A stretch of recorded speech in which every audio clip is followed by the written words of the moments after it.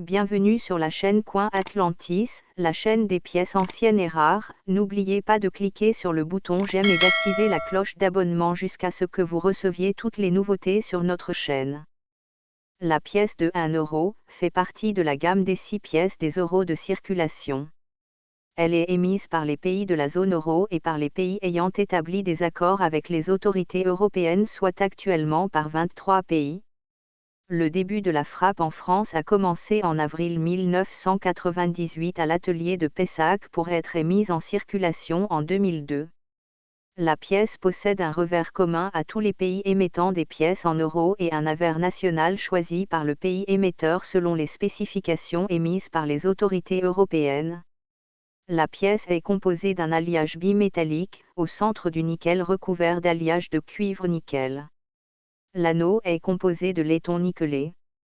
La pièce est frappée en frappe médaille, c'est-à-dire que les deux faces de la pièce apparaissent dans le même sens si on la fait pivoter sur son axe vertical. Il n'y que 4 années d'émission en monnaie courante, 1999 à 2002. En 2013, un rapport de la Cour des comptes a pointé une mauvaise gestion de la production des coupures en euros en 2001, peu avant le passage effectif à la monnaie unique. En effet, les dirigeants de l'époque ont très largement surestimé les besoins en monnaie. En 2010, le niveau des stocks de coupures de 1 euro était tel que la direction du Trésor a décidé d'en détruire une part importante. La MDP a obtenu le marché public de la destruction de ces monnaies en 2010. 203 millions de pièces de 1 euro ont été détruites, et la plupart de la destruction de pièces, c'est 1 euro d'année 1999 de France. La direction du Trésor a procédé à la destruction d'un contingent de pièces de 1 euro car le stock subsistant était de 134 millions de pièces. Elle a calculé que le stock initial de pièces de 1 euro aurait nécessité une période de 81 ans pour pouvoir être écoulé.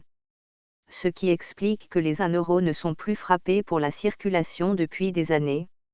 Actuellement sur eBay, il est proposé au prix d'environ 7 000 $, ainsi qu'à 3 000 $ et 2 000 $.